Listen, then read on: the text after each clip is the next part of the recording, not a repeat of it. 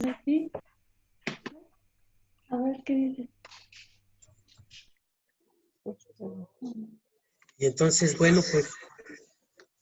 pues vamos a comenzar. Y son las 5:05. ¿De acuerdo? Bienvenidos todos, buenas tardes. Esperemos todos esté bien en casa de salud, ¿verdad? Ojalá y todos estén bien. Y bueno, pues hoy estamos contentos otra vez por reunirnos en nuestra reunión semanal de la Caravana de la Ciencia, donde vamos a tener la oportunidad de escuchar al doctor Salvador Chávez Salinas, quien es profesor de tiempo completo en la Universidad Politécnica del Valle de Toluca. Es egresado de la Facultad de Ciencias de la Universidad Autónoma del Estado de México. Hizo su doctorado en Biología Molecular y Virus del Dengue en el CIMBESTAB. Además, ha trabajado con hepatitis C, citomegalovirus en universidades del extranjero y ha sido asesor y evaluador del CONACYT. Y bueno, pues como sabrán, pues también le gusta mucho la ciencia y hoy nos va a hablar de virus hemorrágicos. Así es que bienvenido nuevamente, doctor Salvador. Muchas gracias por lo que nos va a presentar y bueno, pues le pasamos los derechos de continuar con la sesión. Les sugerimos a todos apagar sus cámaras y sus micrófonos para poder escuchar al doctor. ¿Sí me puede habilitar compartir la pantalla, por favor? Dice Claro. Que está bloqueada. Ok. Para que yo pueda compartirles la pantalla. Presentación. A ver. ¿Ya está? Sí. Bueno, a ver, vamos a ver si ya vamos a verla. Siempre sale esta pantallita. ¿Ya la pueden ver? Ya. ¿Sí pueden verla todos? Sí, ya la podemos ver. ¿Ya? ¿Me escuchan bien? Escuchamos y vemos. Ok, muy bien. Bueno, en esta plática les voy a comentar un poquito acerca de lo que es un virus, cómo entra la célula, cómo se defiende y algunas de los procesos que tenemos que hacer en el laboratorio para poder visualizarlos y detectarlos. Y ya al final hablaremos un poquito de lo que son los virus hemorrágicos. Vamos a hablar de 3, es el virus del dengue, el virus del oeste del Nilo o West Nile, y finalmente el virus del ébola, pero va a ser así poquito, porque es una plática de divulgación, entonces no nos vamos a meter en términos tan técnicos, va a ser así como que para que todo el mundo entienda. Entonces vamos a iniciar con esta charla, que bueno, yo la titulé Virus hemorrágicos de África para el mundo, porque la mayoría de estos virus se han originado en el continente africano hace ya mucho tiempo, de acuerdo a los análisis filogenéticos que se han hecho de secuencias génicas de estos parásitos del ser humano y en general de todos los seres vivos, ¿no? Desde amebas hasta ser humanos. Hay virus que parasitan a los organismos. Bueno, vamos a dar primero una definición de lo que es el virus. Etimológicamente el virus, o la palabra virus, significa... Hay que recordar que las etimológicas ¿cómo se llama? Etimológicas y latinas, pues son hace mucho tiempo. En ese entonces, todas las sustancias que provocaban la muerte se les denominaba veneno. Y como la mayoría de estas sustancias provenían de extractos de plantas, por eso es que se asocia la palabra veneno con extractos de plantas. De hecho, en la foto pueden ver a Sócrates, que se le ha obligado a beber cicuta, que es un líquido de una planta umbelífera, una planta que se parece al perejil cuando está chiquita y que tiene muchas toxinas y que es de distribución amplia en América y en Europa. Y bueno, con este extracto de esta planta se le dio muerte a Sócrates y por eso es que se le llama veneno, ¿sí?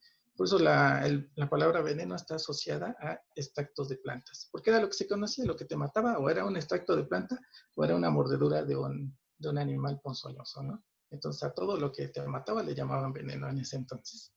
Bueno, ya más, digamos que una definición molecular.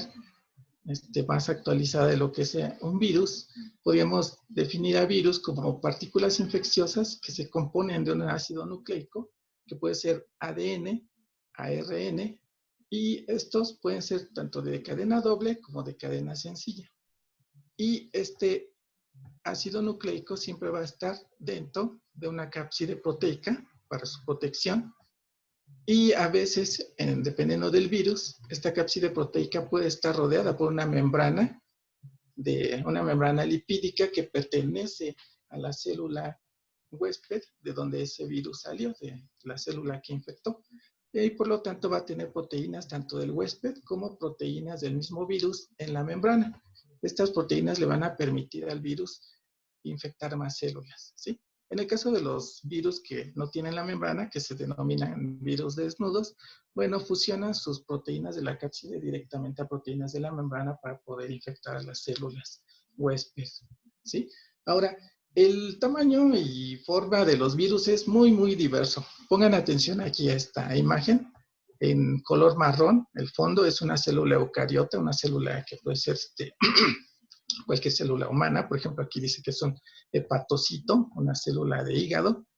Y bueno, encima de esta célula podemos ver una estructura icosaédrica, que es un virus que tiene un tamaño bastante considerable, aproximadamente de media micra, ¿no? Si tomamos en cuenta que la bacteria Escherichia coli, que es la que está denotada en color verde, aquí están sus flagelos, tiene un tamaño aproximadamente de 1 a 2 micras, entonces este virus es muy grande, ¿no? Sin embargo, hay virus muy, muy chiquitos como el picornavirus. De hecho, pico significa pequeñito, diminuto, y que son los virus más pequeñitos que puede haber. Sí, pueden verlo aquí en la diapositiva, incluso es un poquito más pequeñito que un ribosoma, ¿no? O puede ser del tamaño de un ribosoma.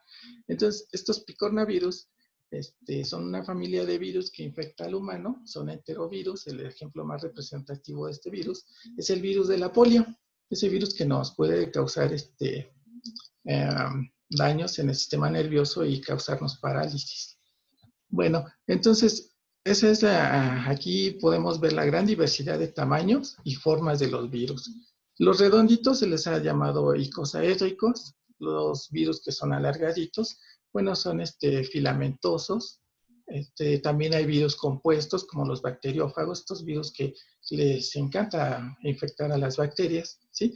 Y también hay otros que son más grandes, los adenovirus, que tienen proteínas en su parte externa que parecen así, y eso hace que como adornitos, un poco más rápido y demás, hasta que en un momento dado se alcanzan potenciales que activan varios tipos de canales de tránsito. Primero unos.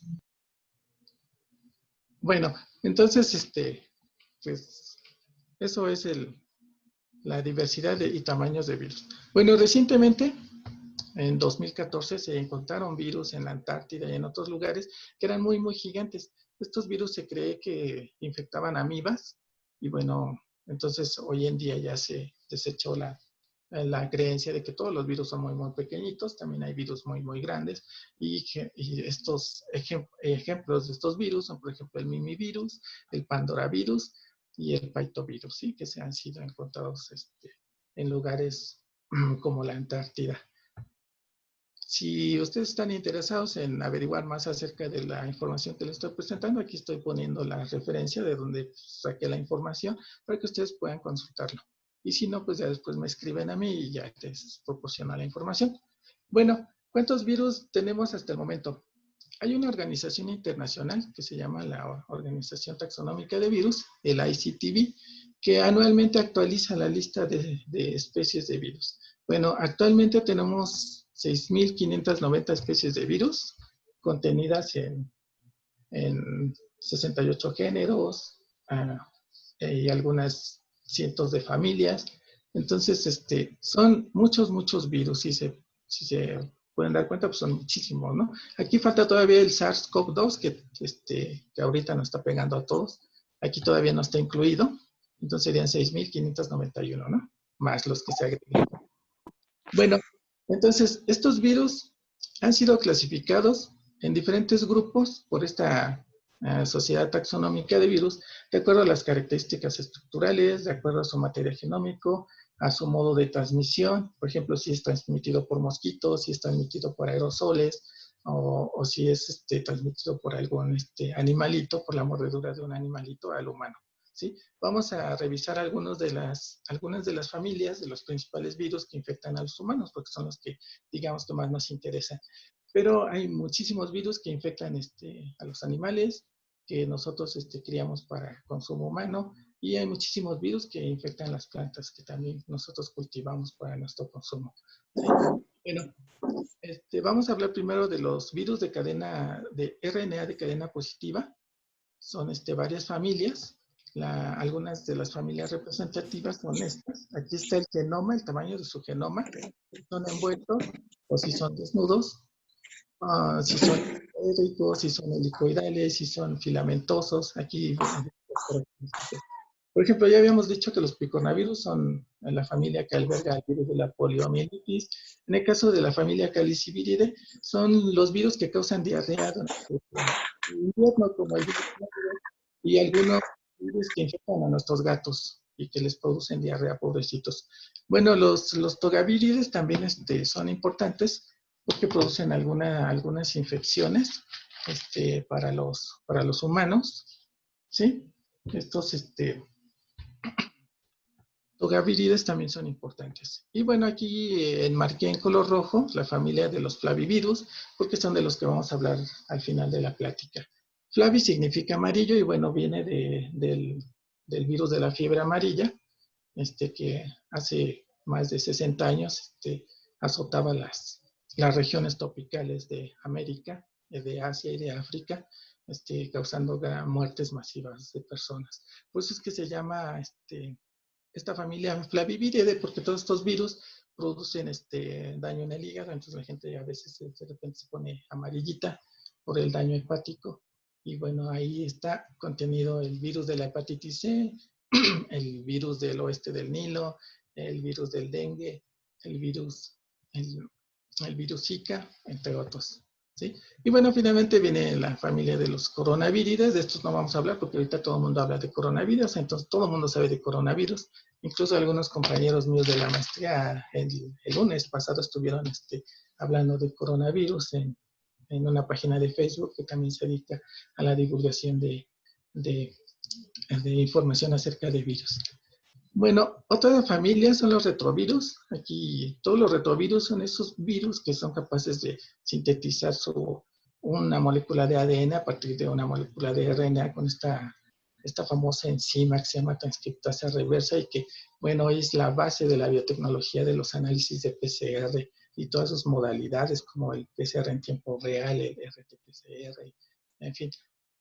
Podemos tener muchas aplicaciones de las enzimas virales, como pueden ver. O sea, no todo es malo en los virus.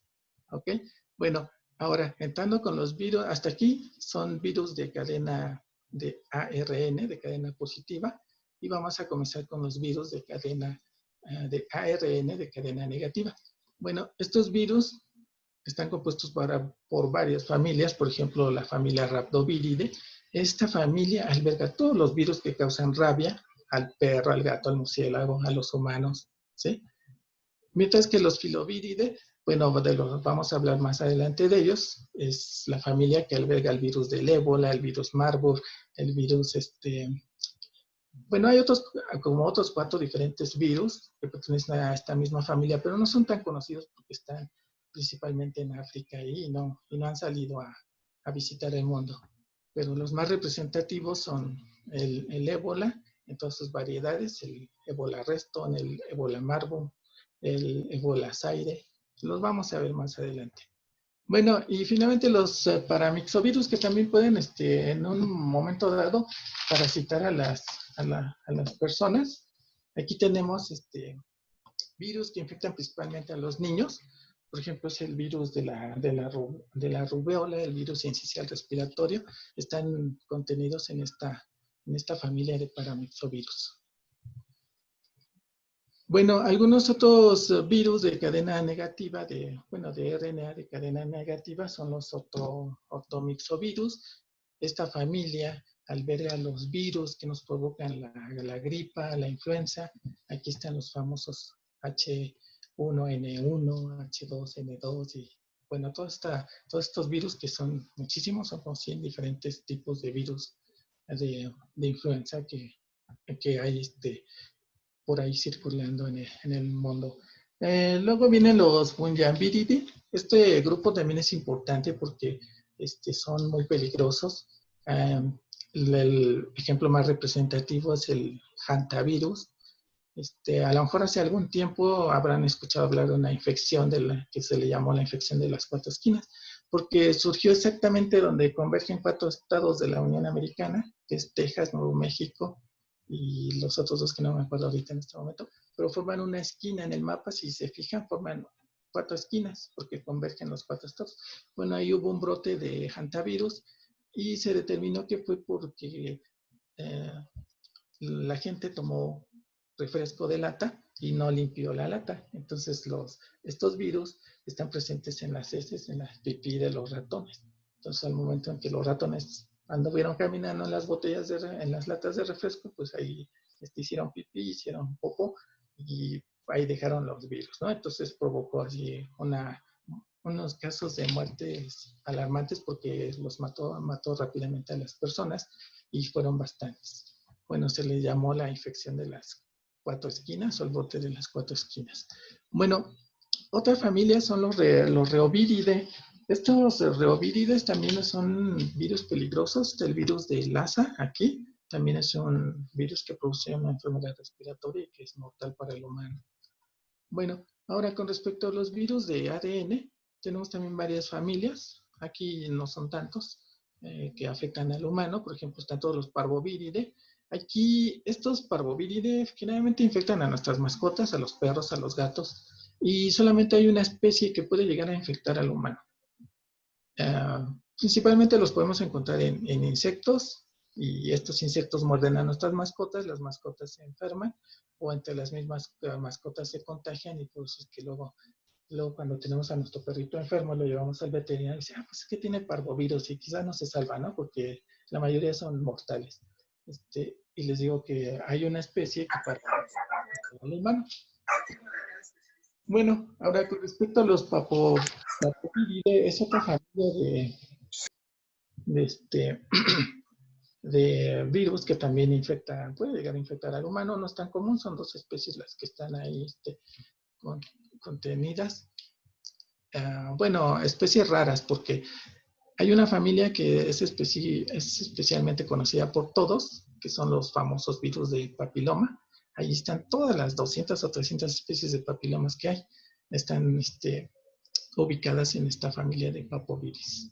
Después vienen los adenovirides, que son virus de ADN, que también pueden llegar a infectar a los humanos. Nada más hay poquitas especies, creo que son 2 las que hay de adenovirus que infectan al humano. No son tantos. Y bueno, la otra familia de virus de ADN son los herpes virus. Aquí están todos los herpes simplex 1 y 2, la varicela zoster, todos estos virus que nos pueden producir fuegos o fiebre de vez en cuando nuestro sistema inmunológico está deprimido. Y finalmente la familia Poxviridae. Esta familia Poxviridae, bueno, contiene todos los virus de la viruela.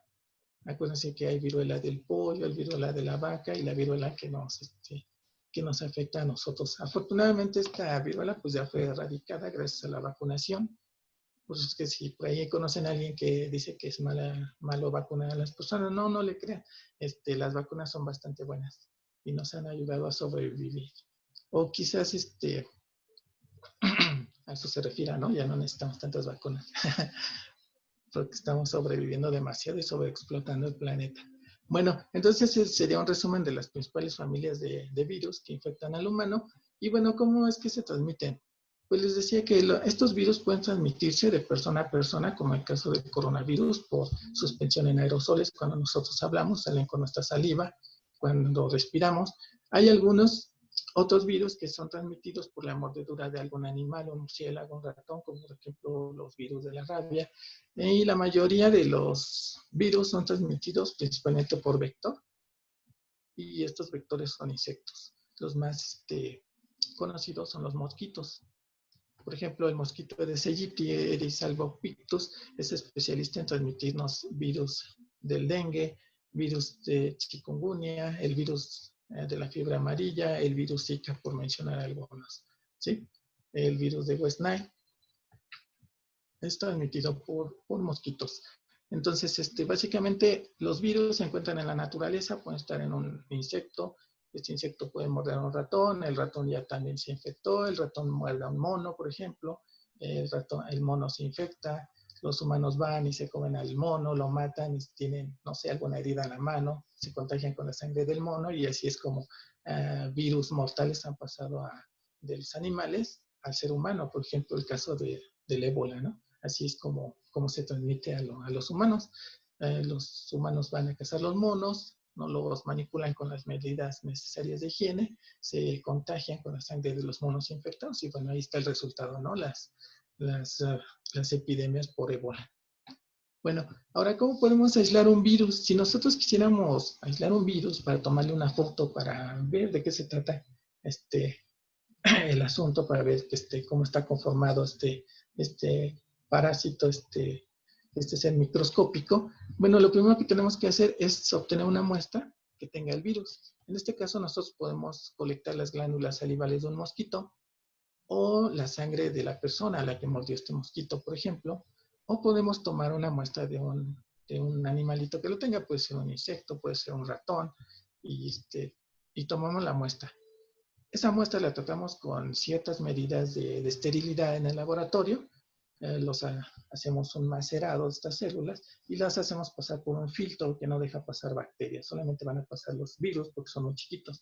Entonces las bacterias prácticamente se eliminan y ese extracto nosotros lo podemos cultivar en células. Estas células pueden ser del mismo mosquito o pueden ser células humanas, pueden ser células de un perro, pueden ser células de un ratón. A esto se le llaman líneas celulares. Estas líneas celulares las podemos cultivar en el laboratorio, en incubadoras, con un suministro de dióxido de carbono y una temperatura de 37 grados o 26 grados, dependiendo si son de mosquito. Las células de mosquito, por ejemplo, necesitan temperaturas más bajas para crecer bien. Y ya una vez que todas las células se infectaron, ya tenemos una carga grande de virus, digamos unos 100 millones de virus ahí ya, a partir de, no sé, unos 3 o 4 virus que aislamos de la muestra original, podemos tener más de 100 millones aquí. Entonces, una vez que ya tenemos el virus propagado, amplificado, digámoslo, lo pusimos a crecer, a reproducir, el siguiente paso es colectar estas células infectadas y las vamos a romper con procedimientos químicos. Una vez que las rompemos, vamos a poner estas células, este líquido de células y virus, en tubos de un aparato que se llama centrífuga. La centrífuga lo que hace es que gira a gran velocidad y entonces la fuerza centrífuga va a hacer que se separen las partículas dentro de este tubo, que va a tener un gradiente de líquidos de diferente densidad. Por ejemplo, ustedes han visto en su casa que cuando mezclan agua y aceite no se mezclan porque tienen diferentes densidades. El aceite siempre queda en la superficie y el agua en el fondo. Bueno, pues nosotros en el laboratorio utilizamos diferentes soluciones, por ejemplo, de glicerol, el polietilenglicol, que tienen diferentes densidades. Eso lo mezclamos con nuestro extracto de células y los ponemos en los tubos. Después, haciendo girar la centrífuga a velocidades altísimas, estamos hablando de 23,000 revoluciones, 23,000 a 27,000 revoluciones por minuto. Imagínense estar girando 27,000 veces en un minuto, ¿no? Entonces es una fuerza tremenda que hace que se separen las partículas más chiquitas, desde proteínas, lípidos, y ácidos nucleicos en diferentes fases del tubo, como se puede ver aquí en la imagen. Miren, por ejemplo, aquí tenemos el virus, sería este redondito. Ahí ya lo tenemos. Eliminamos todo el sobrenadante, toda la parte de arriba, y nos quedamos solamente con el virus. Ya que tenemos ese virus, ahora sí nosotros podemos darle diferente utilidad. Por ejemplo, lo podemos cristalizarlo, le extraemos el contenido de agua para cristalizarlo y someterlo a un análisis de difracción de rayos X, por ejemplo. O simplemente lo podemos tomar para hacer muestras de microscopía electrónica de barrido. O algo novedoso que se utilizó hace algunos años ya, como en el 2000, 2002, que se empezó a utilizar de manera muy amplia, una técnica de microscopía que se llama crioelectronmicroscopía. Esta técnica consiste en lo siguiente. Aquí tendríamos un microscopio electrónico. Este es el tubo que produce los electrones que van a estar chocando contra nuestra muestra. Para que esos electrones pasen libremente hacia la muestra se debe generar un vacío. Esta parte de aquí, esta parte cuadradita que está aquí a un lado del tubo principal, es una bomba de vacío. No sé si vean el cursor. Ahí está la bomba de vacío y de este lado metemos la muestra. Ahí metemos nuestra muestra de virus con algunos otros componentes, sales metálicas que se necesitan para hacer la toma de imágenes, y al mismo tiempo estamos agregando nitrógeno líquido para enfriar el sistema, porque el haz de electrones choca con las muestras y a veces las imágenes salen muy borrosas porque se dañan por el calorcito que se produce, se daña la muestra. Entonces a un científico inglés se le ocurrió estarle suministrando nitrógeno líquido para que se quedara congelada. Y bueno, ahora esta técnica se le llama crioelectron microscopy. Sería como, microscopía electrónica de criogénica, ¿no? O sea, todo el tiempo está congelada la muestra. Y bueno, otros análisis que podemos hacer para determinar la estructura del virus, bueno, es una resonancia magnética nuclear y bueno, la cristalografía de rayos que ya les había dicho. Ahora, la mayoría de los virus que nosotros conocemos hoy en día y que sabemos cómo está su estructura, ha sido, por ejemplo, el virus del dengue, el virus del West Nile, el virus de Zika, ¿sí? Miren, por ejemplo, aquí tenemos una foto de la estructura del virus del dengue. Miren, cuando nosotros hacemos una imagen de crioelectromicroscopía del virus del dengue, así se ve. Esta es la superficie del virus. Pero si nosotros hacemos el análisis de capa por capa del virus, entonces podemos ver que este virus se compone de una parte interna, que es el ácido nucleico, en este caso es un RNA de polaridad positiva, proteínas de la cápside que está en color amarillito, y la doble capa de lípidos de la membrana. Y por supuesto las proteínas que están ancladas a la membrana.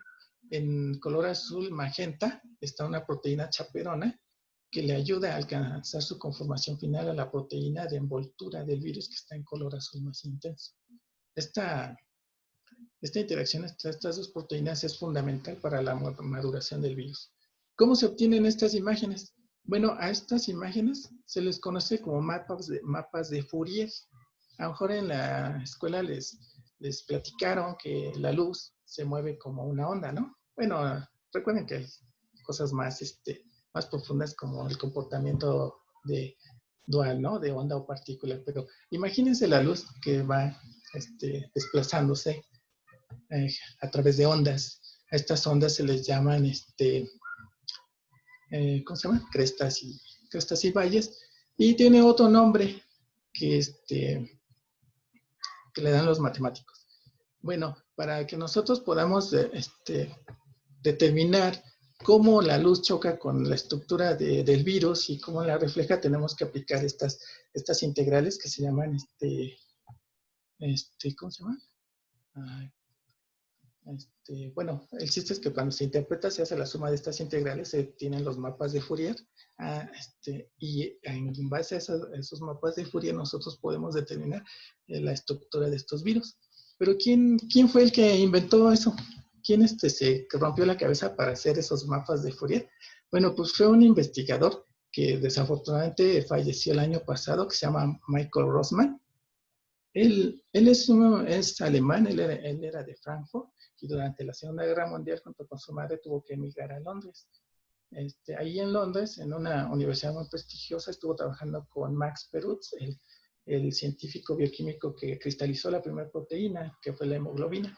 Bueno, él fue el que hizo todos los mapas de Fourier para poder interpretar las estructuras de los virus. Y bueno, aquí están posando con uno de sus estudiantes, que es Richard Cohn. Aquí está en el fondo, pueden ver el microscopio, el crioelectron microscopio, y aquí están aquí pueden ver atrásito de Richard, el tanque de nitrógeno líquido que abastece al microscopio para que la muestra nunca se degrade y obtengamos este tipo de imágenes. Bueno, entonces gracias a ellos tenemos estas imágenes tan impresionantes del virus del dengue, del virus del Zika, del virus del oeste del Nilo. Entonces podemos ver que se parecen mucho, por eso también están clasificados en la misma familia, porque son muy, muy parecidos. Hay diferencias sutiles, pero son muy, muy parecidos. Aunque esas diferencias sean sutiles, son muy importantes. Bueno, también han determinado la estructura de los bacteriófagos, que son los virus que invaden a las bacterias. Y bueno, aquí está toda la información. Si ustedes quieren conocer más acerca de cómo se obtienen estas imágenes de cristalografía, digo, de crioelectron microscopía, pueden consultar los artículos, ahí se los dejo, y ustedes pueden profundizar. Es bastante fascinante esto porque, por ejemplo, en los bacteriófagos, estas proteínas son móviles. Al momento en que parasitan a la bacteria, se rearreglan como un tornillo, se gira, y entonces ese movimiento hace que expulse el ADN para meterlo dentro de la bacteria. Es fascinante este mecanismo. Bueno, ahora, ya que sabemos la estructura de los virus, ya sabemos cómo se obtiene una estructura de virus, vamos a ver cómo se meten a la célula. Bueno, hay dos mecanismos principales. Cuando el virus es desnudo, que no tiene membrana, las proteínas de la cápside interaccionan directamente con el receptor que está en la membrana huésped, de la célula huésped. Por ejemplo, el virus de la polio interacciona con un receptor que se llama receptor de coxsackie-virus y adenovirus. Se llama CAR por las siglas de lo que les acabo de mencionar. Bueno, el poliovirus cuando interacciona con CAR se rearreglan sus proteínas de la membrana formando una estructura tipo cañón, le llaman los investigadores especialistas en polio, dicen es que ya está formando el cañón. Y es que realmente se rearregla como si fuera a disparar. Entonces, integra su genoma dentro de la célula. El otro mecanismo es la endocitosis mediada por receptor. Lo utilizan la mayoría de los virus que tienen envoltura, como el virus del dengue, el virus del West Nile, el virus del VIH, por ejemplo. En este caso, las proteínas que están en la membrana del virus son las que interaccionan con las proteínas de la membrana celular, y eso hace que la misma célula lo meta, ¿sí? Lo meta dentro de su citoplasma. En el caso de los bacteriófagos no hay una fusión como tal de sus proteínas con la membrana, pero sí hay un reconocimiento de receptores específicos en la superficie de la bacteria, por ejemplo, Escherichia coli, donde se posan sus fimbrias o estas patitas que tiene ahí, y ya ven, ya les había explicado, una vez que se posa ahí y reconoce los receptores, se hace un cambio conformacional del cuello, de su cápside, para liberar el genoma adentro, ¿sí? Entonces, bueno, esos serían los mecanismos de entrada del virus. Estos receptores son muy diversos. Cuando estamos hablando de una célula, por ejemplo, un macrófago, podemos decir que los receptores se encuentran en cualquier lado, porque pues, es una célula, digamos, redonda. Pero, por ejemplo, en los epitelios, donde hay un arreglo específico de las células, sí están bien distribuidos los receptores en lo que sería la cara apical de la célula y en la cara basolateral. Imaginen dos tabiques unidos. Entonces la parte de arriba es la cara apical y donde se unen entre ellos con el cemento, esa es la cara basolateral. Bueno,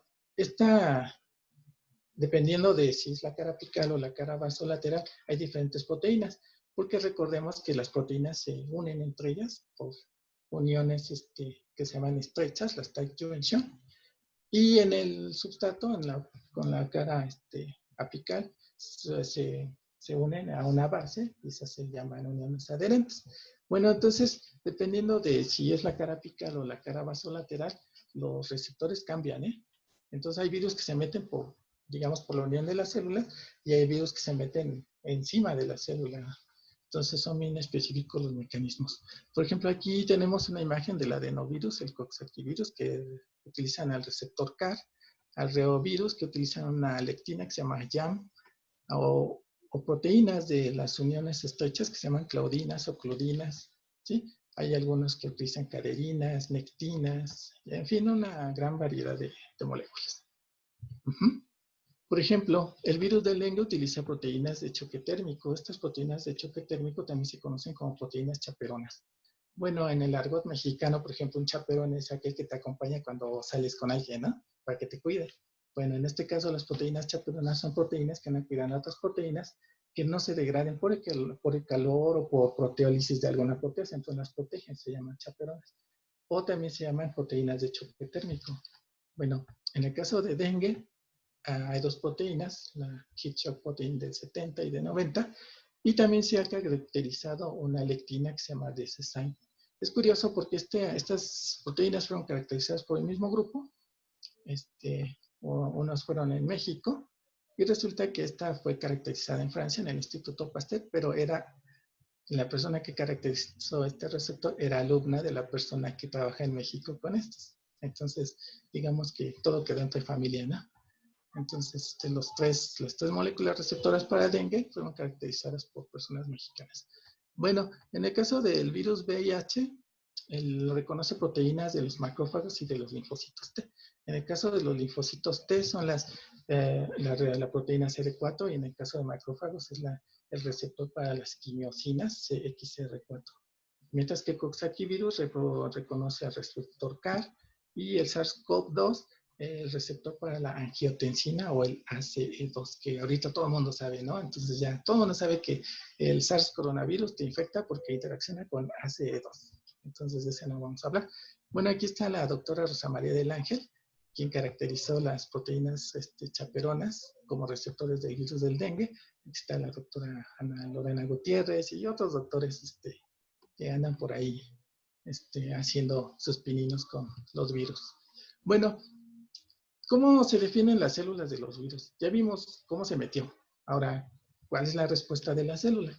Bueno, pues resulta que la célula, mientras que está siendo invadida por el virus, va a producir una proteína que se llama interferón.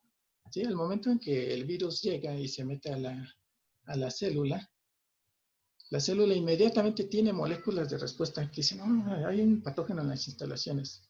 Pongamos o encendamos la alarma.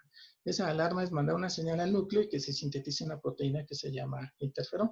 Hay de dos tipos, interferones tipo 1, que es generalmente interferón alfa, y hay otros interferones, que es el beta y el gamma, y que son producidos por diferentes células del sistema inmunológico. Bueno, esta proteína sale de la célula infectada, sale al medio extracelular y le anda avisando a todas las demás células que hay un virus en las instalaciones. Entonces todo el mundo se prepara para eliminar el virus.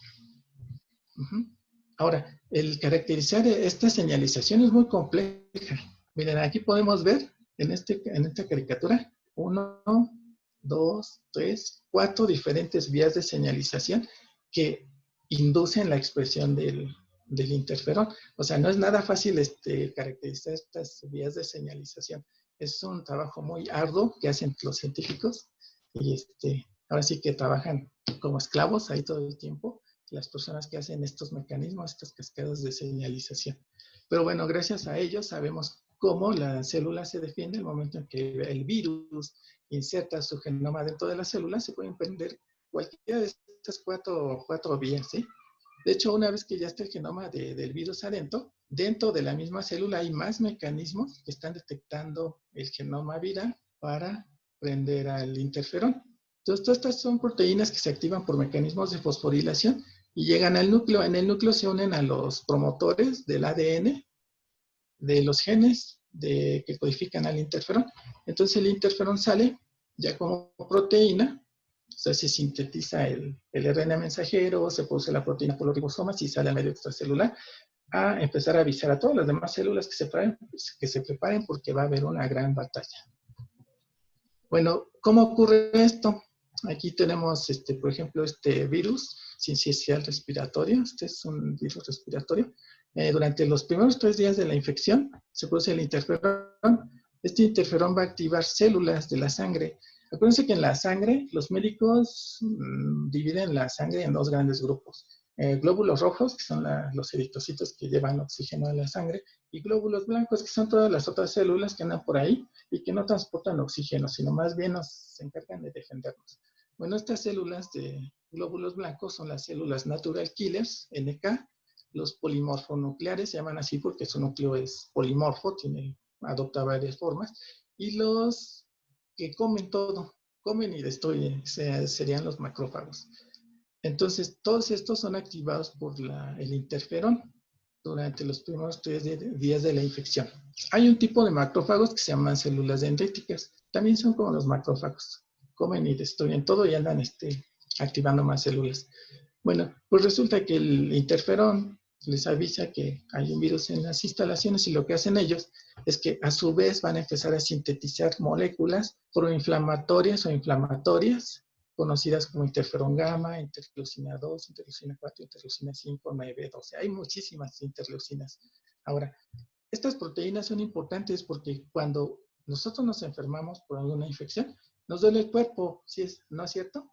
Bueno, pues resulta que algunas de estas proteínas que producen las células se llaman histaminas. Y estas histaminas es lo que nos produce fiebre, lo que nos produce ese dolor, y por eso es que cuando vamos al médico nos determina que tenemos una infección viral, nos da un antihistamínico para inhibir el efecto de las histaminas y que no nos sentamos con el cuerpo cortado, que no tengamos la fiebre, que nos sentamos más confortables, ¿no? Pero en realidad la batalla entre el virus y nuestras células sigue su más alta expresión dentro de nuestro cuerpo. Bueno, del día 4 al día 7 se encargan de propagar la señal, liberando estas citocinas y activando otras células, que son los linfocitos T, CD4 y CD8, eosinófilos y unos linfocitos que se llaman linfocitos B. Estos linfocitos B van a producir unas proteínas que funcionan como unos dardos, así como unas pistolitas de los niños que andan jugando luego ahí. Son como dardos, pero son específicos para el virus. Entonces, esta célula B empieza a disparar a producir y a disparar estos anticuerpos, y los anticuerpos van a unirse al virus. Entonces ya está marcado el virus, entonces es fácil reconocerlo y destruirlo. Ahora, también las células que están infectadas que están infectadas porque tienen adentro el virus, también tienen maneras de avisarle a estas células inmunológicas que ahí está el patógeno y que deben ir a destruirlas. ¿Cómo ocurre esto? Bueno, pues ocurre lo siguiente. Aquí está la célula infectada, aquí está el virus, y bueno, resulta que mientras que está asesinando a la célula también está luchando contra el virus y degrada fracciones del virus. Y esos trocitos de virus, estos trocitos de proteínas, son presentados en el exterior por unas proteínas que se llaman complejo mayor de histocontractibilidad, que son estos cuadritos. Entonces aquí podemos ver aquí como un dibujito helicoidal, que sería la parte del virus que se está presentando. Entonces, esta es la señal para que las células, por ejemplo, las células T citotóxicas, las natural killers, o cualquier otra célula vaya y reconozca y dice, pues esta célula está infectada, entonces hay que eliminarla. Si no tiene estas células, pues digo, estas proteínas en su membrana, que estén avisando a las células de defensa que está infectada, entonces no le pasa nada, no la destruye. Pero si tiene estos péptidos virales presentados en estas proteínas, los está ahí enseñando, hagan de cuenta que está publicando la foto de un criminal, ¿no? Para que digan, aquí está aquí, vengan a capturarlo. Bueno, entonces esa es la señal para que las células vayan y la maten para contener la infección viral. Ahora, gracias a que se produce esta respuesta en el cuerpo humano, nosotros podemos detectar con varios métodos la presencia de estos patógenos. Durante los primeros días de infección, de 0 a 5 días, lo recomendable es que utilicemos métodos de amplificación del genoma del virus, por ejemplo, el PCR o el RT-PCR, ¿sí? Porque si nosotros buscamos anticuerpos, estas proteínas que ya les dije que producen los linfocitos B para marcar al virus, no van a estar presentes porque se empiezan a generar después del día 7, después de que ya pasó una semana de infección, apenas se están sintetizando los anticuerpos. Entonces, durante los primeros 7 días, lo que se recomienda para detectar la infección viral es hacer un PCR. O aislar directamente al virus, que como vimos anteriormente, pues es todo un trabajo, ¿no? Entonces no es tan fácil. Mejor hagamos el PCR, que también cuesta mucho trabajo y mucho dinero, ¿no?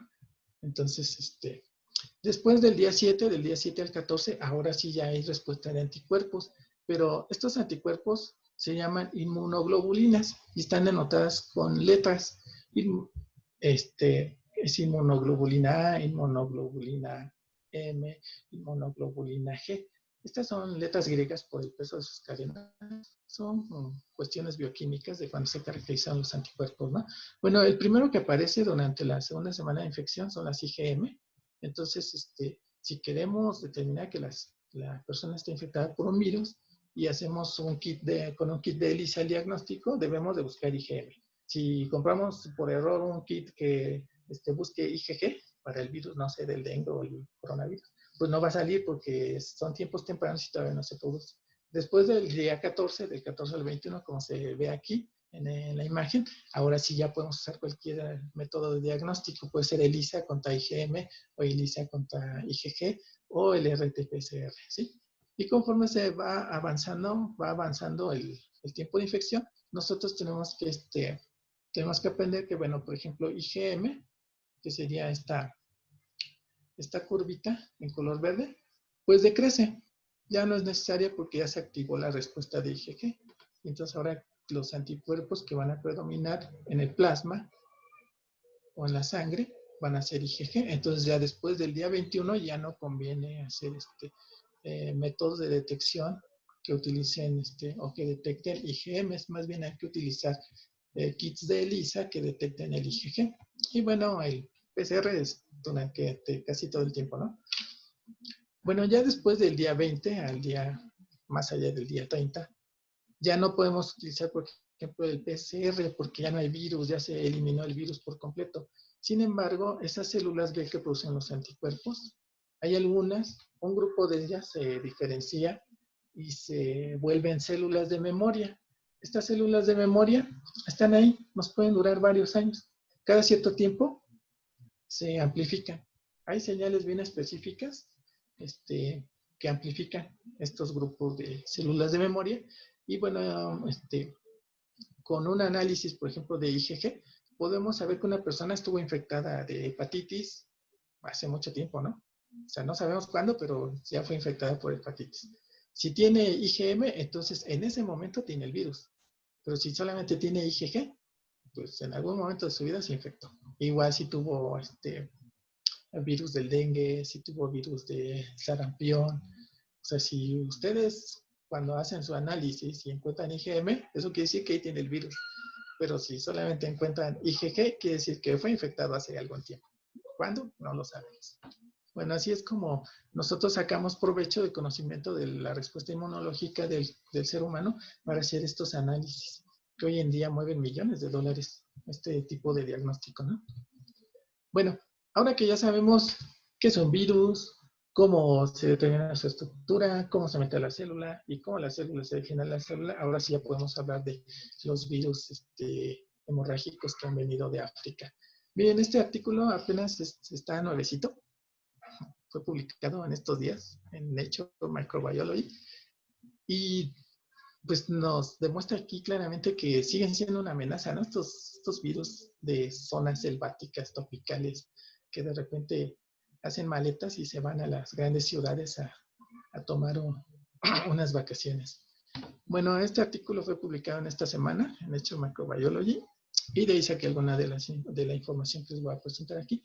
Bueno, los virus hemorrágicos que tenemos aquí en México, que digamos los más peligrosos, por decirlo así, son dengue y el virus del oeste del Nilo o West Nile.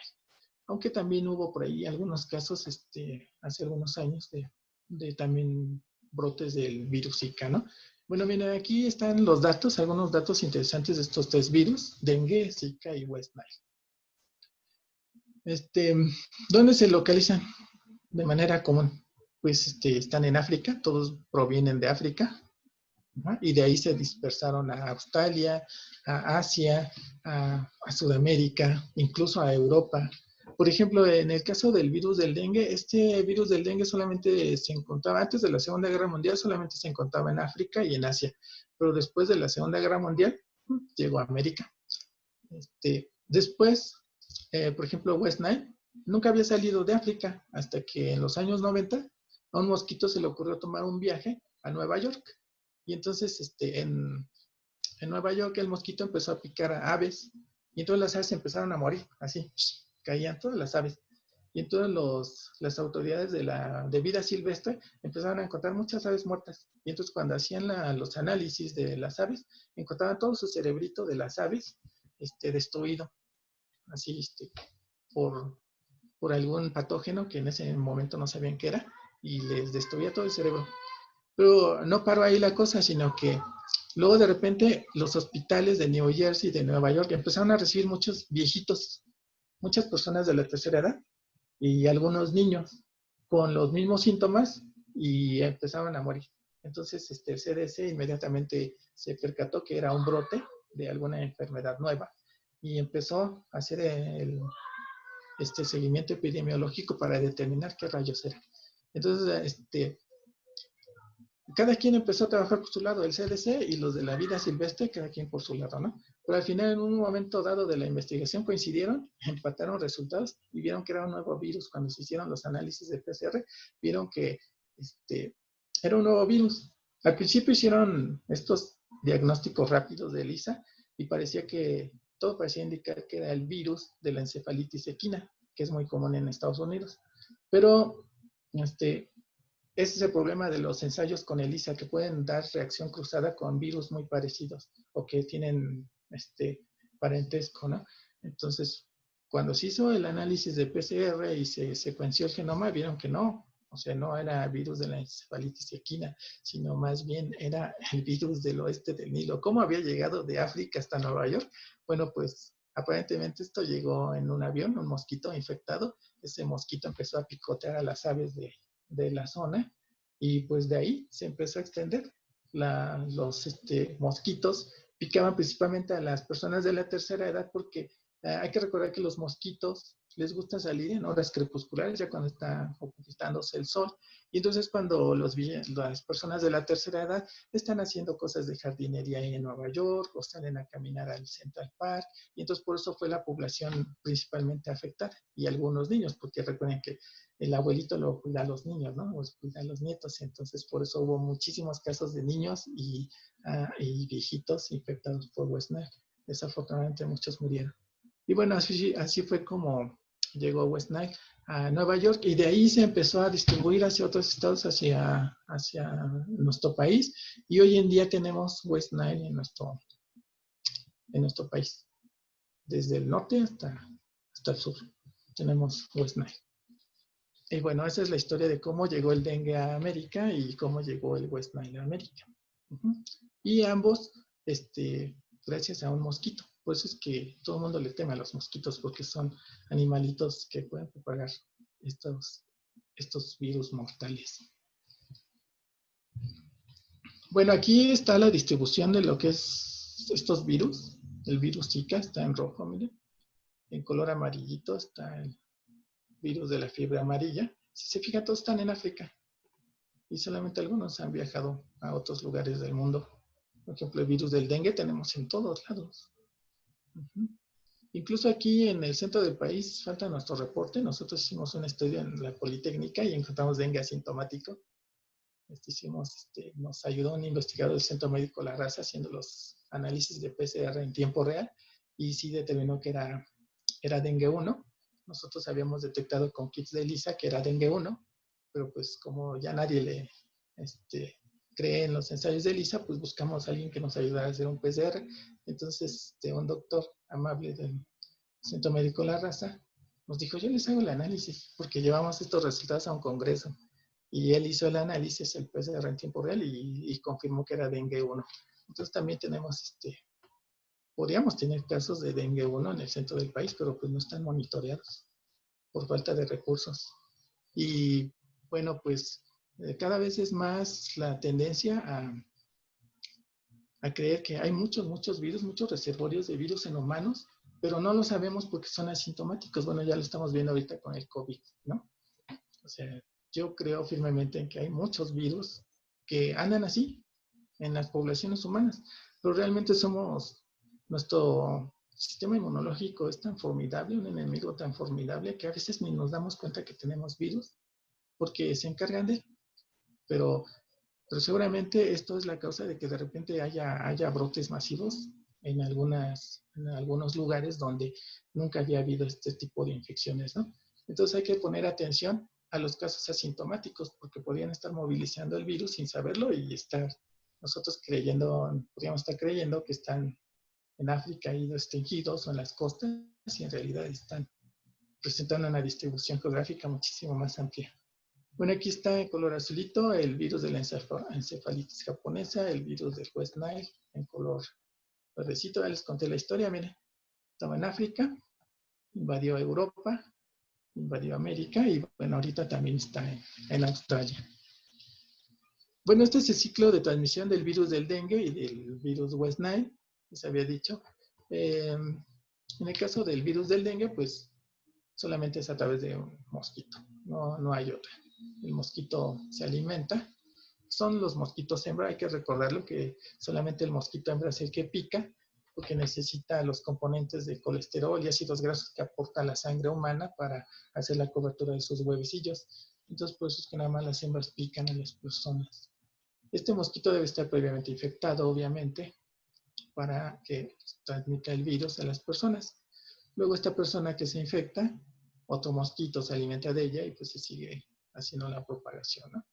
Entonces, el mosquito es difícil de erradicar. Cuando se inventó el DDT hace ya muchísimos años, más de 60 años, todo el mundo creyó que era la solución a matar mosquitos, cucarachas y todo. Pero resulta que pues son organismos vivos. Y si se trata de sobrevivir, pues los organismos buscan la manera de hacerlo. Y entonces hoy en día muchos mosquitos son resistentes a la mayoría de los insecticidas. Así que, pues, tenemos problema de resistencia por mosquitos a los principales insecticidas. Bueno, en el caso del West Nile les decía que hay mosquitos que pican a las aves. Estas aves a su vez son vueltas a picar por otros mosquitos. Estos mosquitos pueden llegar a picar al ser humano, ¿no? Algunos animales que nosotros con los cuales podemos estar en contacto, por ejemplo, los caballos. Incluso se ha encontrado aquí en México casos de West Nile en cocodrilos. Y como somos un país donde hay muchas aves migratorias, podría haber una distribución o un tráfico más intenso del norte de Estados Unidos hacia nuestro país por todas las aves migratorias. Pero pues como nadie ha hecho el estudio, bueno, no hasta donde yo sé, no se ha hecho un estudio de aves migratorias hasta el centro del país, porque pues sí tenemos nosotros una gran afluencia de aves migratorias en el centro del país, sobre todo en los meses de noviembre y diciembre, que es cuando las aves migratorias regresan, se trasladan del norte hacia nuestro país para buscar mejores condiciones climáticas. Entonces seguramente por ahí anda una buena opción para investigar virus en el centro del país. Bueno, con respecto al genoma, el genoma del virus del dengue y el virus del West Nile son muy parecidos. Son genomas de aproximadamente el mismo tamaño. Aquí tenemos el de dengue, que son 11 kilobases, quiere decir que son 11,000 pares de bases. Y es una poliproteína. Se llama RNA de cadena positiva porque en cuanto el virus lo inyecta a la célula, se traduce en una poliproteína. Esta poliproteína tiene varios puntos de corte que están señalados aquí con estas flechitas, miren, ¿sí? Proteasas de complejo de Golgi en rojo. La proteasa NS3, que es esta, está en color rojo, en color verde, perdón, y en color negrito están las señales de corte.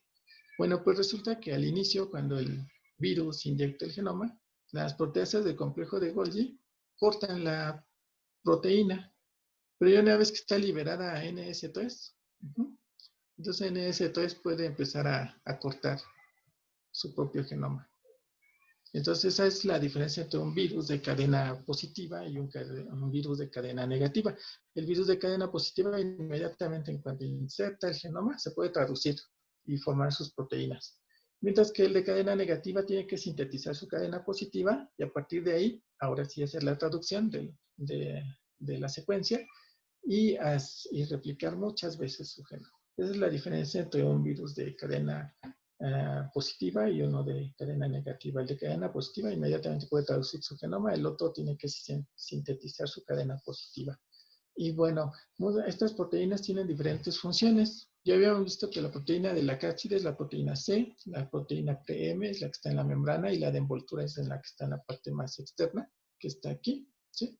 Y estas proteínas que se llaman NS1, 2, 3, 4, 5, se llaman No Structural Proteins. Por eso se llaman NS, porque son proteínas no estructurales 1, 2, esta es 2A, 2B, NS3, N4, N4A, N4B y NS5.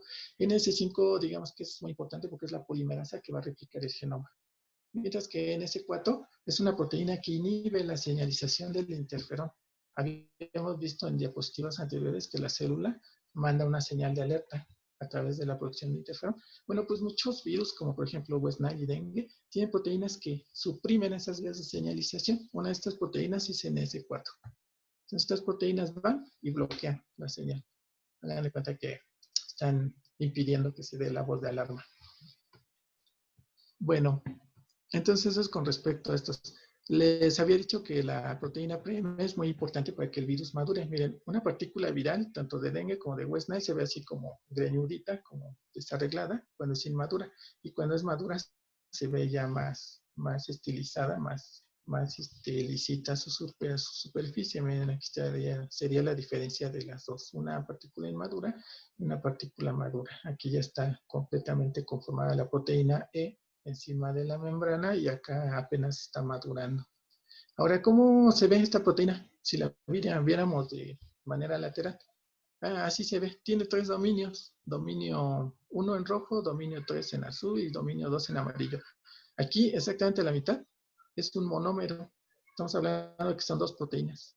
De aquí para acá es una proteína y de aquí hacia acá es otra proteína. Son dímeros de proteínas. Y se anclan a la membrana que alguna vez perteneció a la célula del huésped. Entonces, gracias a esta estructura, el virus puede fusionarse y meter su genoma. A ver, déjenme ver bueno, no funcionó. Pero aquí vamos a ver ahorita. Bueno, no funcionó. Les iba a pasar una animación del virus, cómo se fusiona con las membranas para liberar su genoma, pero bueno, no quiso. Entonces, ya recapitulando, para dengue y West Nile, el ciclo infeccioso es como sigue. Interaccionan con su receptor, se mete por endocitosis en la vesícula endocítica. La célula, como mecanismo de defensa, empieza a acidificar el interior. Ese pH hace que la proteína se rearregle, se fusione con la membrana del endolisosoma y libere su genoma. El genoma inmediatamente se traduce por los ribosomas del retículo endoplásmico, sintetizando más proteínas virales y replicando el genoma. Ahora, la maduración, como habíamos visto, hay partículas inmaduras y maduras. La maduración se lleva a cabo en el complejo de Golgi. Aquí es donde sufre la maduración, sufre el proceso de maduración el virus finalmente, porque también necesita de que se le agreguen unos azúcares a su proteína. Lo habíamos visto en la imagen anterior. Miren, aquí está. Se le agregan unos azúcares que se llaman glicanos. Eso se le agregan aquí en el complejo de Golgi. Y ya que está madura la partícula, ahora sí ya puede salir al exterior e infectar nuevas células. Bueno, eso es con respecto al virus de West Nile y dengue. ¿Qué hay con el virus del ébola? Bueno, el virus del ébola les había dicho que son 4 principales: el virus Reston, el virus Marburg, el virus Sudán, el virus Zaire. Todos ellos, su reservorio se cree que son los murciélagos y los monos. Y bueno, cuando los humanos se los comen y se lastiman al manipularlos es cuando se infectan. Bueno, si se fijan, aquí está un mapa del continente africano. Aquí está Nueva Guinea, Nigeria, Senegal, Mali, Liberia, Uganda, Gabón, República del Congo. Es todos los lugares donde ha habido brotes de dengue. Principalmente aquí donde están las selvas tropicales más exuberantes, es precisamente donde se encuentran estos virus. Y a partir de ahí se han diseminado a todos lugares, por ejemplo, a Sudáfrica, por ejemplo, a Europa, a Estados Unidos. Ha habido casos de ébola en Estados Unidos por gente que obviamente vino a apoyar, fue a apoyar a África durante los brotes y bueno, se infectó y luego cuando regresó a Estados Unidos pues ya iba enferma. No es que el virus haya viajado, afortunadamente todavía no viaja para allá, pero quién sabe en algunos, quizás en años venideros con todo esto de la globalización, quizás tengamos ébola a la puerta de la casa. Qué terrible. Bueno, aquí están todos los brotes que ha habido de ébola en estas dos zonas principales de África. Y la mortalidad de este virus, una característica de este virus es que tiene una alta mortalidad, más del 70%. Miren, por ejemplo, aquí en Nueva Guinea, la mortalidad durante el brote de 2013 y 2016 fue del 67%. O sea que de 100 personas se morían 67. En Gabón, en el brote de 96 en 1997 fue del 75%. Entonces siempre son altos niveles de mortalidad, por eso es que es tan impresionante este virus. Bueno, y como les había dicho, estos virus también a veces causan brotes en otros lugares. Afortunadamente ahorita, todos los brotes que vemos aquí han sido de otros tipos de filovirus que no son tan mortales como ébola. Por ejemplo, el MLAB, el HUJB también pertenece a los filovirus y que se ha encontrado en China y en estos lugares de Asia, pero no es tan mortal como el virus ébola, ¿sí? Y sus variedades como Reston, Zaire y Marburg. Pero aún así son importantes. Vean cuántos son. Son muchísimos virus que están presentes aquí y que en algún momento dado se han estado presentando en otros lugares. Por ejemplo, el virus Marburg, aquí que dice que fue en Alemania en 1967, precisamente por eso se llama virus Ebola Marburg, porque mató unos monitos de un laboratorio de experimentación en Marburg, Alemania, y por eso se le denominó Ebola Marburg. Por ejemplo, el Ebola Reston también fue en otro lugar que se llama Reston, por ejemplo, y por eso es que se le conoce como Ebola Reston. Y bueno, Ebola Zaire porque es de Zaire, ¿no? No, el nombre de Ebola viene de la región de África. Hay regiones que se llaman Ebola, Dábola, son nombres particulares de la región y de ahí toma el nombre. También se me olvidó decirles que, bueno, el virus del West Nile toma su nombre porque está presente también en el río Nilo, en el oeste del río Nilo, y puso su nombre, ¿no? En el caso del dengue, aparentemente hay una serie de historiadores que dicen que el nombre del dengue se deriva de una palabra africana que sonaría algo así como dinga, y bueno, eso degeneró a dengue, y bueno, por eso es que hoy en día se llama dengue, ¿no? Pero todavía hay como que algunas dudas acerca de cuál es el verdadero origen de esos nombres. Pero en el caso de los virus de ébola, sí están bien definidos, es por el lugar donde se llevó a cabo el brote, y por eso se llaman ébola, Marburg, Reston y Zaire, los principales virus patógenos de estos brotes. Ahora, el genoma de este virus es un RNA de cadena negativa.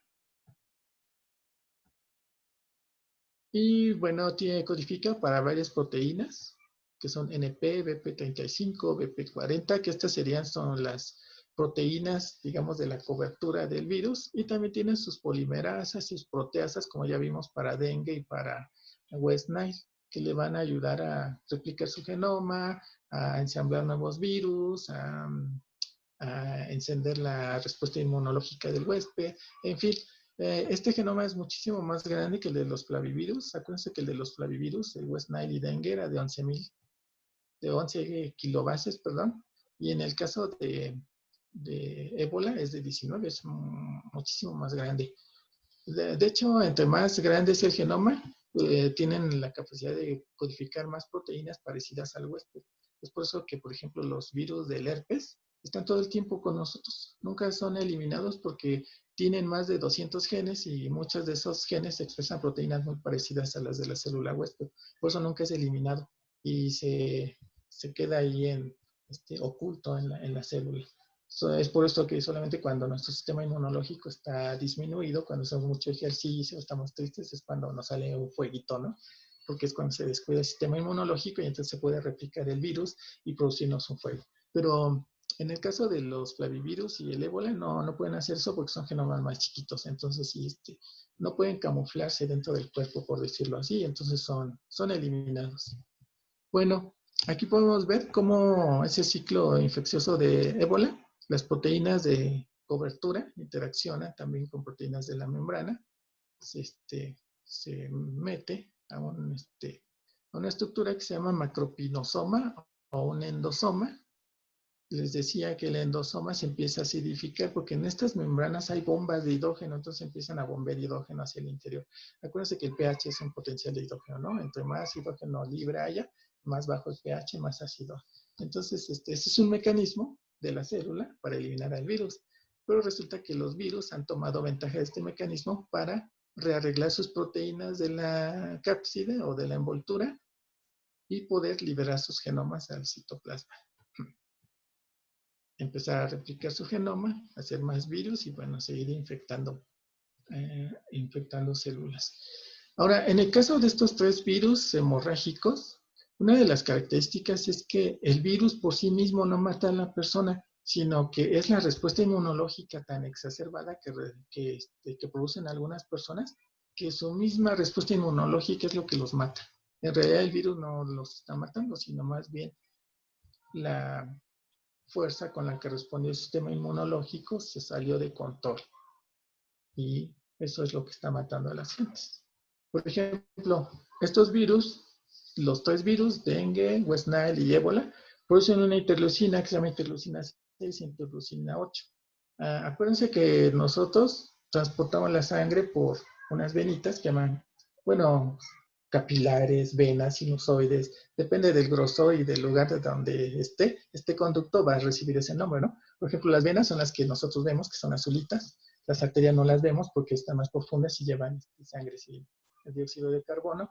Y, por ejemplo, las venitas muy chiquititas que están en las puntas de nuestros dedos, por ejemplo, ahí las más chiquititas ya se llaman sinusoides. Bueno, estos conductos, recuerden que también están formados de células. Y lo que hace una producción excesiva de interleucina 6 o interleucina 8 es que se abren estas uniones. Entonces, ¿qué le pasa a una tubería cuando la rompes? Pues empieza a salir el contenido, ¿no? Entonces, por eso es que la hemorragia se produce. Estas interleucina 6, interleucina 8, y además del interferón, son los que producen esa abertura en las células de los epitelios de los vasos sanguíneos. Y eso es lo que provoca la hemorragia. Y eso es lo que mata a la persona. Bueno, hasta el momento, en el caso del ébola, se cree que hay muchos hospederos, no se ha determinado con precisión si son murciélagos, si es algún otro animal el que está funcionando como reservorio. Y ya les decía hace rato que pues cada vez apunta más la evidencia de que hay casos asintomáticos, y a lo mejor el mismo humano puede ser un reservorio de estos virus. No necesitamos ir tan lejos a buscarlo, ¿no? No tendremos que tomar un safari al África para buscarlo. A lo mejor está en las mismas personas, pero de manera asintomática. Bueno, eso es algo que a lo mejor cada vez los asiáticos en sus publicaciones cada vez están más convencidos de que así es. Y otras personas están reacios a creer que así sea, pero a lo mejor puede ser posible que estos virus transiten de manera inadvertida, siendo asintomáticos. Y no necesariamente tengamos que encontrarlos en animales exóticos. Bueno, ya para finalizar la charla, después de los brotes que hubo en 2009, 2013 en África, se montaron laboratorios de bioseguridad nivel 3 en África para responder inmediatamente a los brotes del ébola. Por lo mismo, o sea, como es tan mortal, causa tanto miedo, que los norteamericanos fueron a instalar sus laboratorios ahí para tener de primera mano la información en cuanto haya un brote, ¿no? Entonces, estos laboratorios de bioseguridad de nivel 3 se cuentan con la tecnología más avanzada para aislar el virus, amplificarlo, secuenciarlo, inmediatamente saber qué tipo de virus es y qué medidas qué medidas se pueden tomar para controlar la infección. Y bueno, ahí está un mapita de cómo, al parecer, estos virus hemorrágicos les gusta es moverse en el trópico. Y aparentemente los que vivimos más al norte, bueno, a nosotros no, pero los norteamericanos podrían estar relativamente protegidos, ¿no? Pero ya vimos lo que pasó con West Nile, sí puede llegar más allá. Y una de las causas de que estos virus se estén expandiendo más allá de las zonas tropicales es que pues estamos destruyendo nuestro ambiente, estamos acabando con la selva, estamos acabando con los bosques. Entonces, pues los mosquitos tienen que buscar nuevos lugares para vivir. Y pues esos lugares están ahí cerca de nosotros. Entonces, si no cuidamos nuestro planeta, si no revertimos esta destrucción que estamos haciendo del planeta, cada vez va a ser más común que tengamos este tipo de infecciones que causan muertes masivas a la población. Entonces, para combatir estas pandemias, debemos aprender a cuidar nuestro planeta. Y bueno, eso sería todo. No sé si tengan alguna duda. Ay, creo que ya no se escucha ruido, ¿verdad? Hay mucho ruido ambiental por todos lados. Sí, hay mucho ruido. Muchas gracias. Muchos niños, ¿no? Es que hay niños allá afuera. Ah, Es que no, como hay un a área veces, grande de jardín, hay mucho ruido. mm, está bien que haya niños, ¿no? Aquí a veces nos visitan niños también, aquí en nuestra caravana. No sé si hay uno por ahí. Estaría bien que se manifestara también con nosotros. Pues muchas gracias, doctor Salvador. Muy interesante su plática. Vamos a abrir una sesión de preguntas. El doctor Armando Pérez tuvo que salir, pero me dejó una pregunta. Él decía que si además del virus del mosaico del tabaco, ¿hay otros virus de plantas? Sí, hay muchísimos virus, por lo menos hay unos 15. Está el virus del mosaico de la coliflor, el virus clorótico del tomate, el virus clorótico de la ¿cómo les dije? Brócoli, de la coliflor. Hay muchísimos virus. Estos pertenecen a la familia de los TOMS virus, pero bueno, no los mencioné porque como infectan plantas, pero sí hay muchísimos virus. De hecho, una de las causas de que nuestras plantas en la casa se pongan amarillas, les salgan estas manchas, es porque seguramente una mosquita blanca mordió las hojas y les transmitió un virus. Entonces, aunque nosotros la regamos y tiene agüita, tiene abono, se empieza a hacer amarilla. Eso es clorosis causada por virus transmitidos por mosquitas. Entonces, si son curiosos, si van y voltean en vez de su hoja, seguramente van a encontrar una mosquita o un pulgón. Entonces, si el pulgón o la mosquita blanca están mordiendo la planta, con toda seguridad le están transmitiendo estos virus. Ah, ok, muchas gracias. Y por otro lado, también me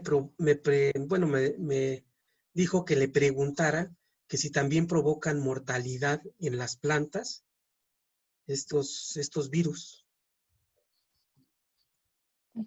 Cuando la infección es muy grande, sí pueden llegar a matar una planta. Luego que se pone toda marchita, toda amarilla, le da clorosis y se puede morir. Pero es muy raro, ¿eh? Generalmente conviven con el virus, sobreviven, pero van a tener las hojas manchadas o de color amarillo. Ok, muchas gracias.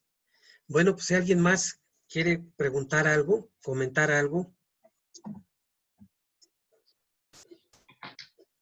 Hola, ¿qué tal? Hola. ¿Sí se me escucha? Sí. Se escucha claramente. Ok. Muy buena información, muchas gracias. Yo tengo una duda. ¿Cómo se determina la carga viral en las personas? ¿La carga viral? Sí. Bueno, en el caso de los ensayos de ELISA, se hace una curva patrón de concentración del antígeno y en base a eso podemos determinar la concentración del antígeno que está detectando la prueba. Bueno, en el caso de ELISA, en el caso del PCR en tiempo real también podemos cuantificar el número de copias con las que iniciamos el amplificado de la muestra. Sí, hay maneras de cuantificarlo. El PCR en tiempo real lo puede hacer y en el caso de ELISA podemos cuantificar la cantidad en base a una curva estándar que te da el mismo método de análisis. Y bueno, ya de manera experimental en el laboratorio, igual se pueden hacer métodos de titulación por PCR a tiempo real, o podemos hacer ensayos de plaqueo, que es contar el número de placas líticas en cultivos celulares.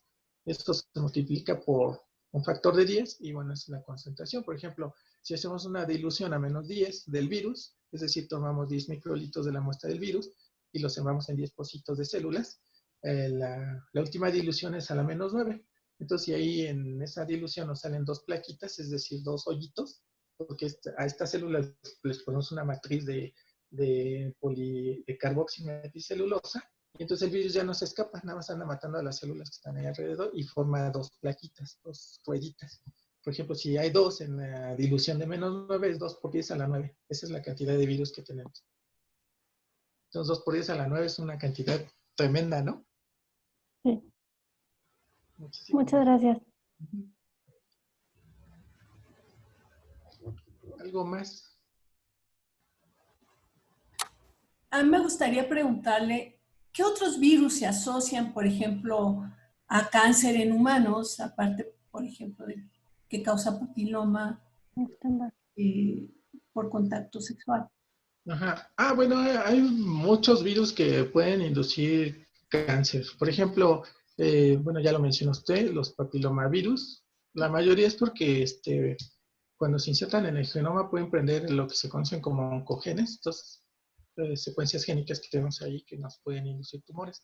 El otro grupo de virus que nos puede producir cáncer es, por ejemplo, el virus que pertenece a la familia de los herpes virus, el Epstein-Barr, por ejemplo, o el sarcoma de Kaposi. De hecho, estos virus, Epstein-Barr y sarcoma de Kaposi, están asociados a VIH. Las personas que tienen VIH, por ejemplo, se empiezan a manchar de la piel, les salen manchas oscuras. Eso es sarcoma de Kaposi. Entonces uno puede ver a un infectado de VIH y si le empiezan a salir manchas así grandes y amorfas en la piel, tiene sarcoma de Kaposi. Es un tipo de cáncer de la piel.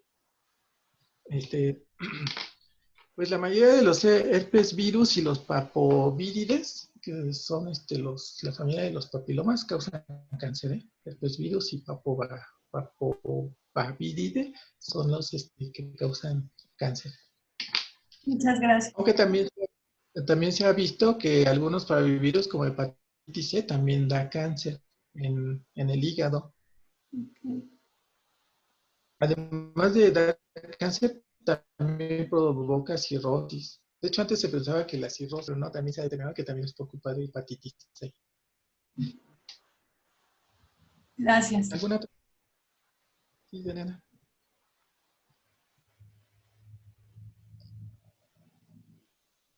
¿Ya nadie más? Hola Salvador, buenas tardes.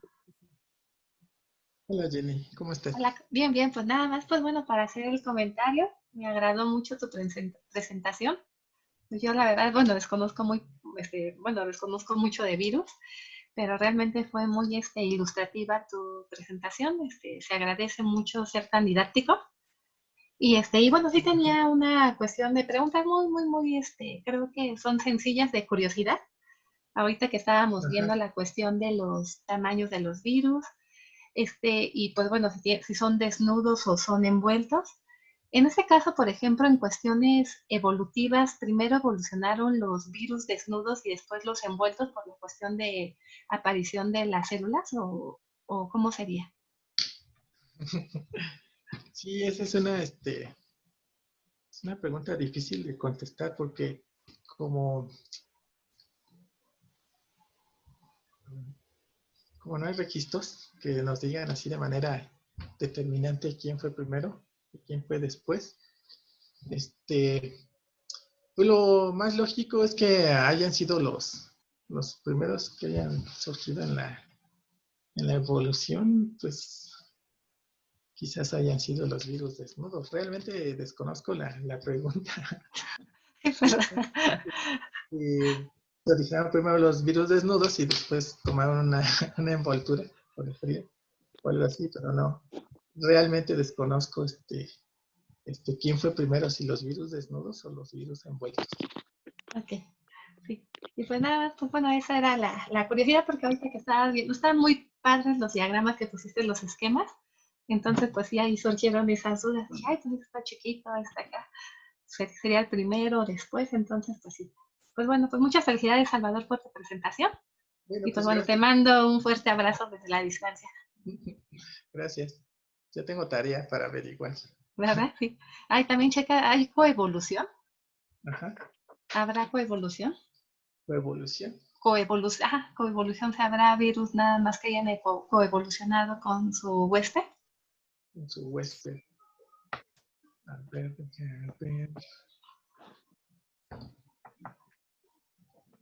Pues es que, pues...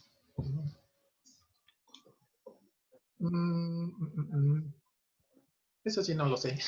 Ok, bueno, pues muchas gracias, Salvador. Muchas cosas. Ajá. Sí, es que sí es muy complejo realmente. Sí, pues ve, casi todos infectan a un animalito, al humano o algún otro, algún A un artrópodo. invertebrado. Ajá, exacto, un No invertebrado. nada más de un solo organismo. Ok, sí. Y por ejemplo, también, bueno, también ahorita me agarró la curiosidad, por ahorita que estabas mencionando los mecanismos de defensa del hospedero. Ajá. En este caso, por ejemplo, bueno, yo desconozco, ¿hay virus que infectan glóbulos rojos? Porque era, bueno, muy padre ahorita, por ejemplo, la cuestión de los interferones, ¿no? Pero en este caso, por ejemplo, glóbulos rojos, pues sabemos que no tienen núcleo, entonces son las únicas células que no tienen MHC. Uh-huh. Entonces, no sé si haya, porque por ejemplo, en el caso de parásitos, Plasmodium sí pues, infecta glóbulos rojos, pero, y pues también, por ejemplo, eso sería una desventaja para el huésped, ¿no? Por el tipo de célula que infecta, ¿no? Y ahora sí contraatacar el parásito. Pero en este caso de virus, no sé si haya ahora sí de glóbulos rojos, porque al final de cuentas, pues requiere la síntesis de su material genético, ¿no? Entonces, si no hay núcleo, pues no sé si se podría, bueno, no sé, la verdad desconozco. Hay por ahí un grupo de virus que precisamente utiliza como receptores los antígenos sanguíneos, pero en caso de que llegara a infectarlo, como tú dices, pues no tendría sentido. A lo mejor sí lo puede hacer porque reconoce el antígeno en la superficie, pero pues se va a llegar a llevar una gran sorpresa porque no puede replicar su material, ¿no? O sea, no Ajá. tiene. Pero sí hay un grupo de virus, ahorita no recuerdo cuál es, que utiliza las proteínas de los grupos sanguíneos como receptores. Ok, sí, pues bueno, pues muchas gracias, Salvador. Sería todo de mi parte. Adiós. Bye, adiós.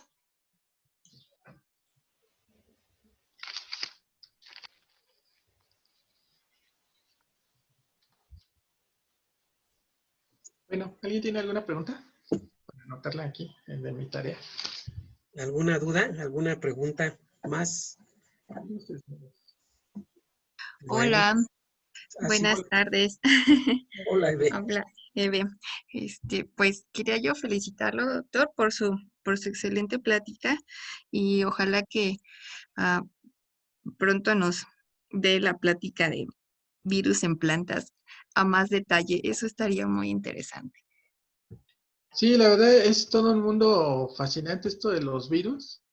Por ahí con otra persona de la UPBT estamos tratando de sacar un review, a ver si nos los aceptan, precisamente de estos virus de plantas porque tienen muchas utilidades médicas. Los podemos utilizar como liberadores de fármacos, porque resulta que las cápsidas que ustedes vieron, que son como esferitas, al momento en que nosotros le cambiamos el pH intercelular, se abren y entonces pueden liberar lo que llevan adentro. Entonces, hay muchísimos virus, el virus del mosaico de la coliflor, el virus clorótico del tomate, el virus clorótico de la papa, en fin, todos estos tienen una estructura psicosaética similares y entonces todos responden al mismo cambio de pH, se abren. No sé si han visto ese juguetito que luego venden en los mercaditos, esas pelotitas que se abren, así forman Oh, unos. sí. Pues es el mismo mecanismo que hacen estos virus. Entonces estas partículas tipo virus, que se les llama VLP, porque pues ya no llevan adentro, pues los podemos utilizar como medios de transporte de fármacos de manera específica. Por ejemplo, hay proteínas, marcadores moleculares específicos de células cancerosas.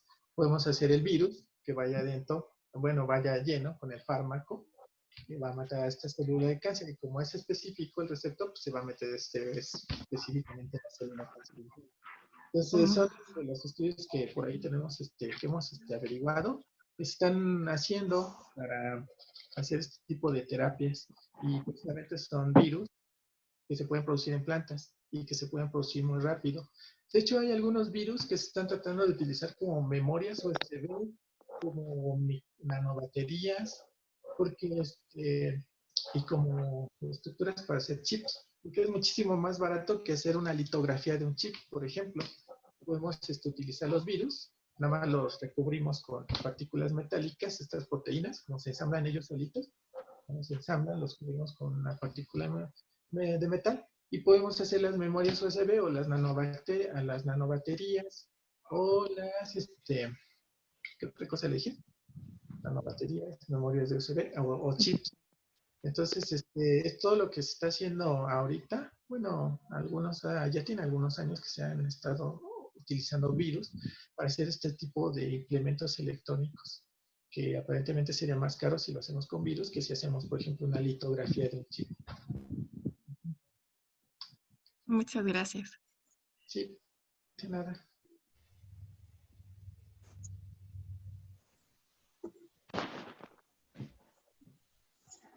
Bueno, pues creo que ya nadie tiene alguna duda, ya todos somos expertos virólogos aquí. Pues muchas gracias, doctor Salvador, por su interesante plática de hoy. Sí, sin duda, pues se lleva algunas preguntas que a lo mejor le van a servir a usted, ¿no? Como le platicaba, lo preguntaba Jenny de evolución, y ahorita que pues está tan de moda esto del SARS-CoV-2, ¿no? Hablar de evolución de los virus. Pues muchas gracias, doctor Salvador, nuevamente. Y bueno, pues muchas gracias a ustedes también que estuvieron aquí en nuestra reunión de la Caravana de la Ciencia. La próxima semana nos vamos a ver igual a la misma hora. Y otra vez el doctor Salvador, que es bien valiente, nos va a hablar de bacterias. Entonces, pues le dejamos otra vez la estafeta al doctor Salvador. Muchas gracias nuevamente. Y bueno, la vez pasada ya íbamos 2 sesiones encendiendo nuestras cámaras para hacer una impresión de pantalla de los que nos reunimos en la caravana. Ojalá y vamos a hacer nuevamente. Es que los invitamos a encender sus cámaras.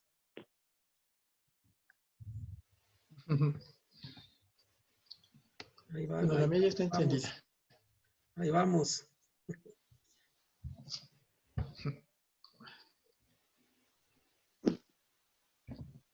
No, perdón, estoy indispuesta. Bueno, muy bien, vamos a imprimir la pantalla.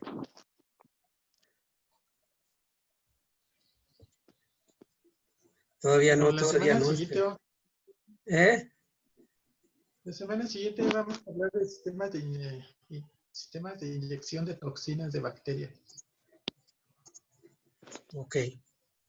A ver cómo las bacterias insertan sus toxinas en la célula.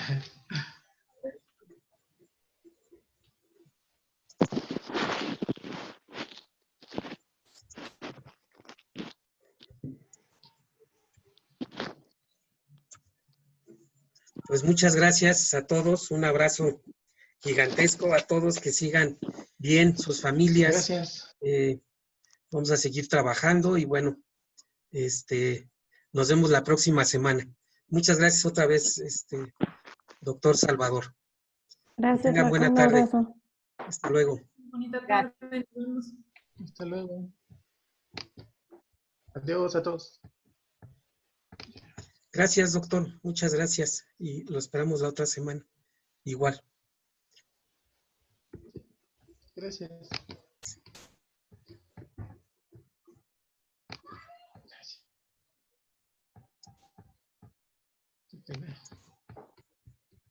A ver, hacía mucho ruido mis vecinos. Muy bien. Gracias. Nos vemos. Sí, hasta luego.